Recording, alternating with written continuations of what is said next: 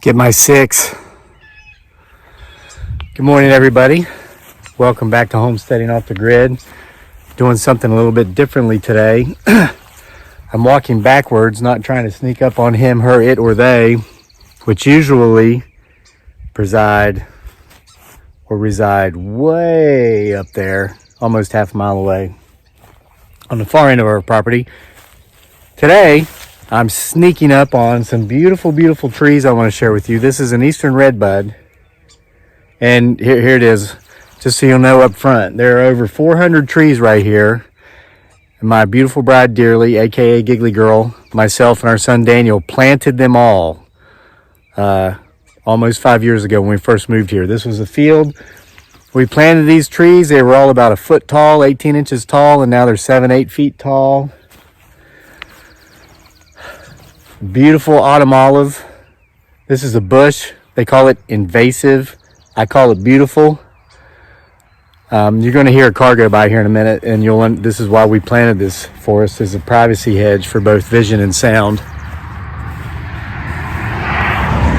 There they go. Here's a privet. It's a foot tall when we planted it. About 9 feet tall. Again, they call them invasive. I call them beautiful. Here's a beautiful wild black cherry.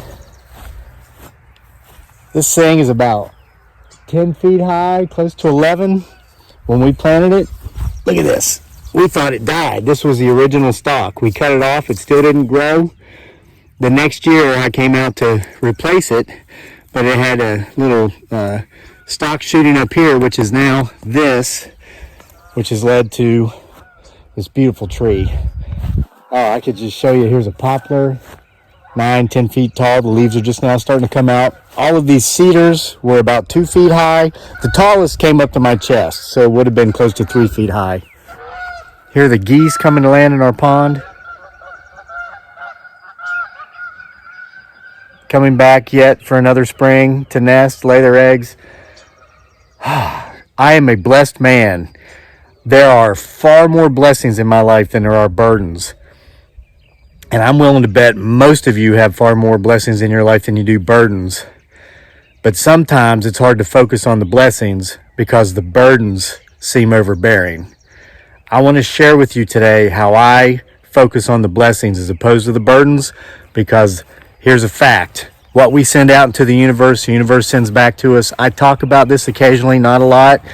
But what we sow, we do reap. So I'm going to tell you how to sow better seeds. Sweet, honey-flavored seeds. And tell you how you can get rid of that bitter, nasty taste that's in your mouth, which will help remove a lot of the bitterness and the nastiness from your life.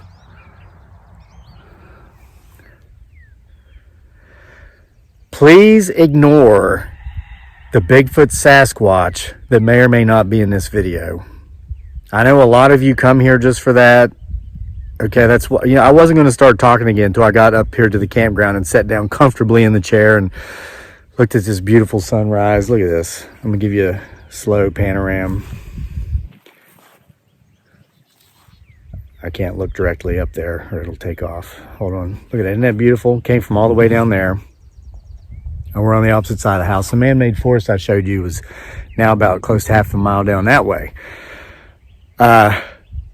Listen, if you want to focus on, let me divert my eyes. We never make direct eye contact. You want to scare any creature, wild in nature, wildlife away, look into its eyes and it'll take off running. So I have my own methods here. If you feel you must watch that, or him or her or they, if there's more than one of them back there, feel free. But listen, please focus on my words, because I felt as if there's something out there that wanted me to have this talk with you today.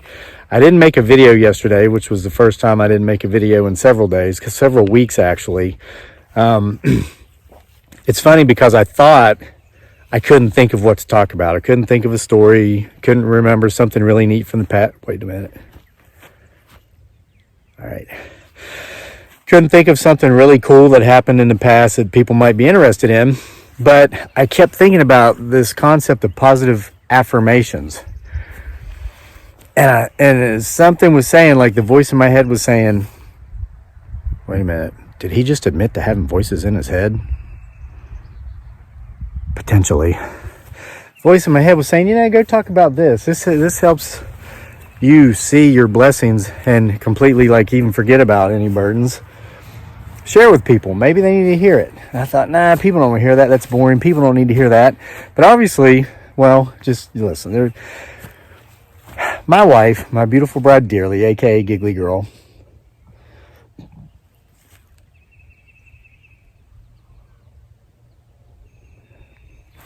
she's getting ready to take a big trip. Okay? And we bought the airplane tickets and we've made hotel reservations and blah, blah, blah. We've spent a ton of money so far, and there's going to be a lot more money spent during the course of this trip. And she's found herself worrying about an issue pertaining to something to do with the ticketing or whatever. And so she's just started having anxiety and focusing on all the things that could go wrong. This could go wrong. This could go wrong. And I'm just listening to her, and she came up with about a dozen different things that could just ruin her life over a very small issue with the ticket. And it got to the point to where I started feeling anxious. And I don't like that, okay? I have an anxiety disorder associated with PTSD from my time in Iraq.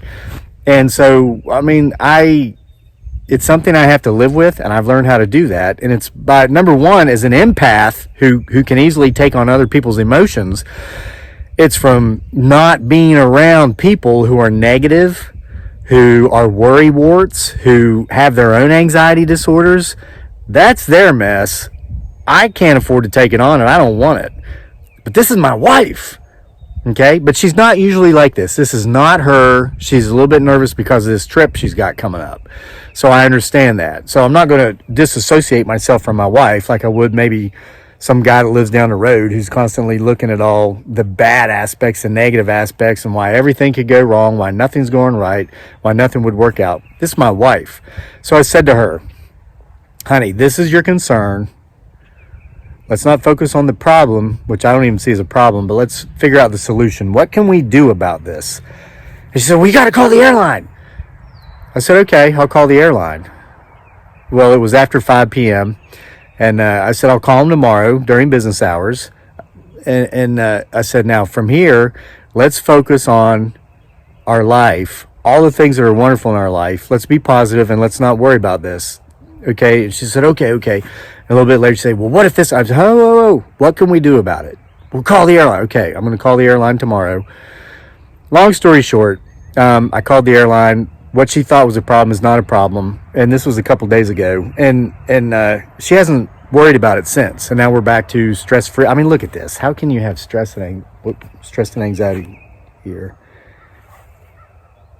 Well, there we went. Hold on. Okay, so here's my point. And I talked to her again about, when you catch yourself having thoughts that are negative, that are anxious, it's when you catch yourself having conversations in your head with people who aren't there, kind of like, oh, I got to go see that one guy tomorrow, or my friend so-and-so is coming over, and last time we got together, she said this, and I don't really know what she meant by that, but I thought about it a lot after she left. Well, you know what I'm going to say to her this time if she brings it up? Guess what? She forgot what she said. She meant nothing by it. Drop it. She did. But when you catch yourself doing that, you've got to stop. Well, how do you do that? You're watching this, you're like, oh my gosh, I do that all the time too. How do I do it? Well, you stop. There's certain techniques I've used. Here's one I've used forever, just kind of naturally, but I can actually attribute it to someone right now. His name is Eckhart Tolle. I've mentioned his books before. He's got one called The Power of Now. It's awesome. Go read it. Basically, when you, look at me. Look at my surroundings. Look at this beautiful sunrise. Beautiful mountains. Gosh, look at that. There's the sun. Don't stare at it. I do that sometimes. Another story. Maybe you've seen it. But got all this space, all this fresh, clean air. Our bills are paid. We got $1 or $2 left over after the bills are paid. We got more food in our kitchen than we can eat. I'm healthy. My son's healthy. My wife's healthy. We're all happy. If I catch myself thinking about somebody or something that happened a long time ago, I stop And I remind myself that in this moment, right here, right now, all is well. I have no problems. You say, well, yeah, but you can't do that forever. You can't push them off forever. Hey, today, as of this recording, is a very special day. It's April 16th. How many of you didn't pay your taxes? I know most of you watching are like, well, pay tax, well, we get a return, huh? Good for you. For those of us who actually still have to give a lot more, how many of you got it in on time? If you didn't, hey, there's something to worry about, right? No. How can I worry about anything right now? In this moment, right now, specifically, all is well. And so, affirmations. I told Dearly, I said, look, honey, instead of worrying about all these little things that could go wrong on your trip, she's going to the Philippines. She's going to go see her family for the first time in 5 years. Focus on, wow, I get to see my mom and dad for the first time in 5 years. I get to see my 10 brothers and sisters. Yeah, there's a lot of them. For the first time in 5 years. I get to see this friend, that friend. I get to go to my favorite spot on the beach where we always celebrated our son's birthday when we were over there, etc., etc. Think of all the positives, all the good things. Tell yourself that, then that gets your mind going in the right direction. Because listen, folks, I've made videos about this before, about the secret.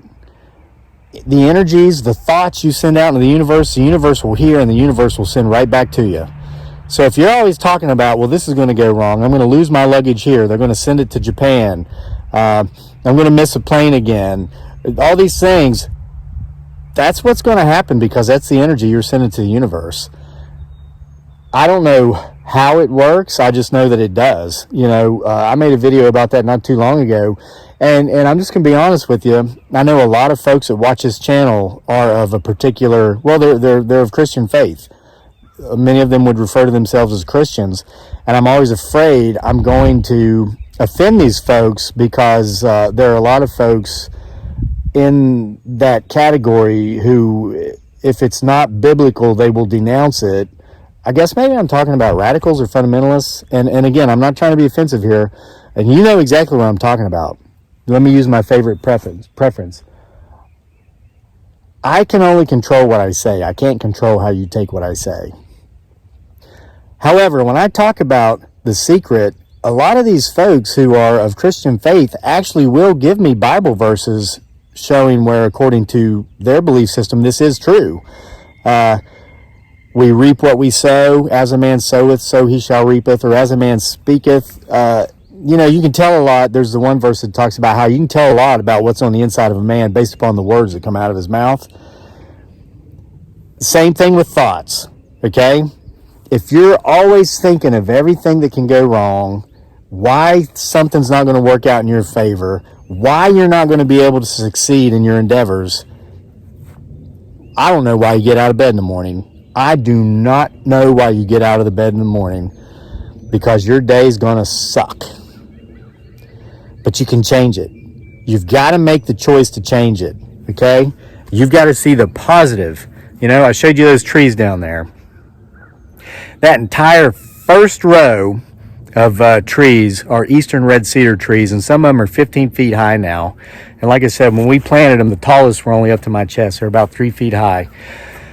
When we came here 5 years ago, and we started doing that, and we dug the trees up along the edge of the forest here on the back side of our property, dragged them down there. Okay, we didn't have a truck at the time. I didn't have a riding mower with a trailer at the time, because we bought the property in the fall, and the grass had been dealt with for the year. We wouldn't get the mower until the next spring. Wouldn't get the trailer till the spring after that, once I realized I needed it.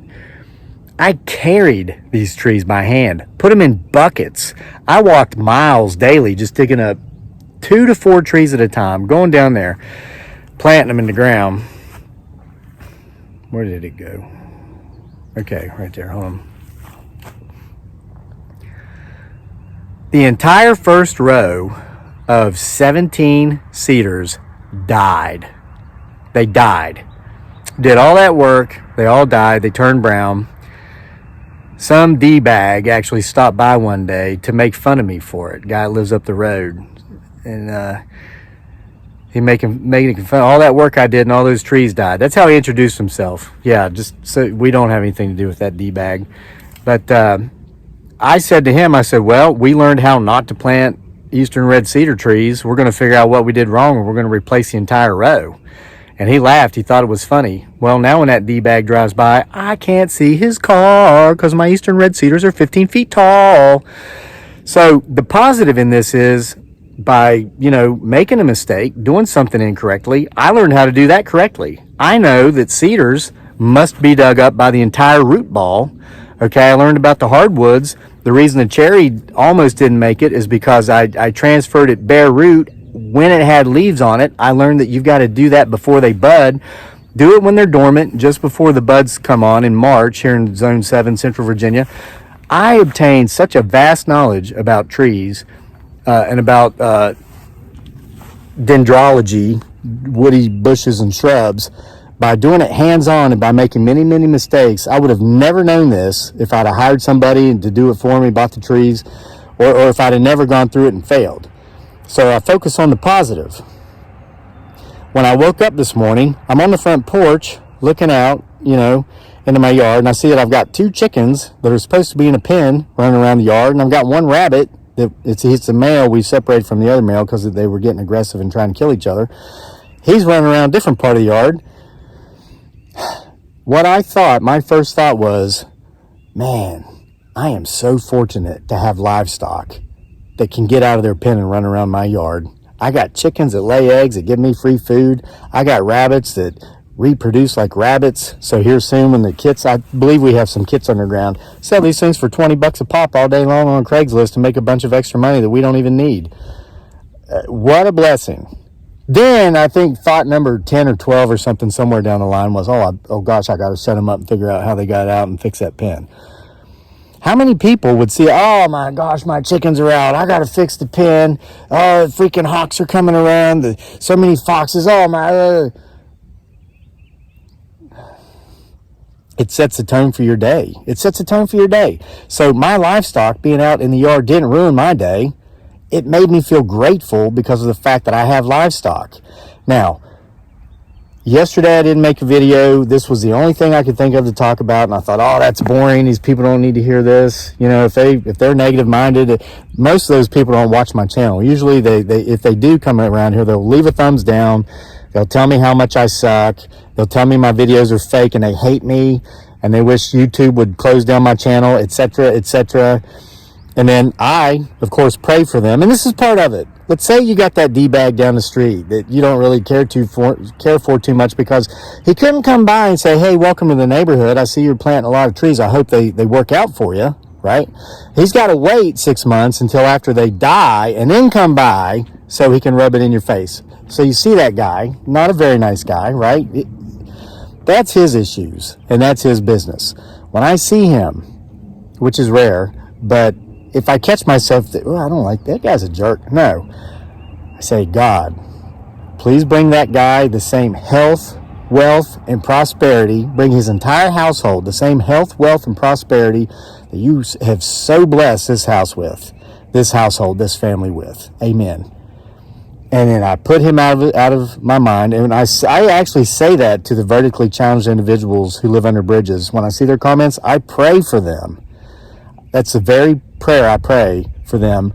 And then I summarily ban them. Okay? And it's not about free speech. Hey, take it somewhere else. Go to someone else's channel and tell them how much you hate them. When you see a beautiful family outside enjoying their time on their property, loving life, sharing it freely with, other people, go tell them how much they suck and how much you hate them. We just ban you so you can't do it here, but know in your heart, we pray for you. We pray that the God of your choosing, okay, will bring you the same health, wealth, and prosperity that the God of our understanding has blessed upon us. That's what you say for the guy down the road you can't stand. Okay, that's what you say for when somebody's rude to you in the line, at the grocery store. You give them their space, back up, don't engage. Some of these people are crazy. Some of them will pull out a firearm and shoot you in the face. And they feel that they can do that because they have a concealed carry weapons permit. They don't understand that doesn't mean that you can be rude to someone at a grocery store and then shoot them if they talk back. That's supposed to be for self-defense, but a lot of people obviously don't have a lot of understanding about how things are supposed to work. And I say this because I had a woman threaten to shoot me in the face recently at a grocery store line, because I guess when I got in the line, this is a true story. I almost made an entire video about this, but I thought, no, so here I am spreading this negativity. It actually wasn't a grocery store, it was a different store. But I looked up and she's just glaring at me. And she goes, "Oh, I'm sorry, did I get in front of you?" I was like, "Oh no, ma'am, I didn't see you. I was reading the back of a box or something I was buying." I said, I'm sorry. I said, "Here, I'll back up, make sure you got your 6 feet."